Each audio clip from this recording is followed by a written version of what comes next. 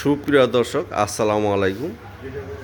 আমি এখন অবস্থান করছি সম্মিলিত শ্রমিক ঐক্য ফাউন্ডেশন কুমলি নামদার, যে সংগঠনটি একটি অরাজনৈতিক এবং সেবামূলক প্রতিষ্ঠান।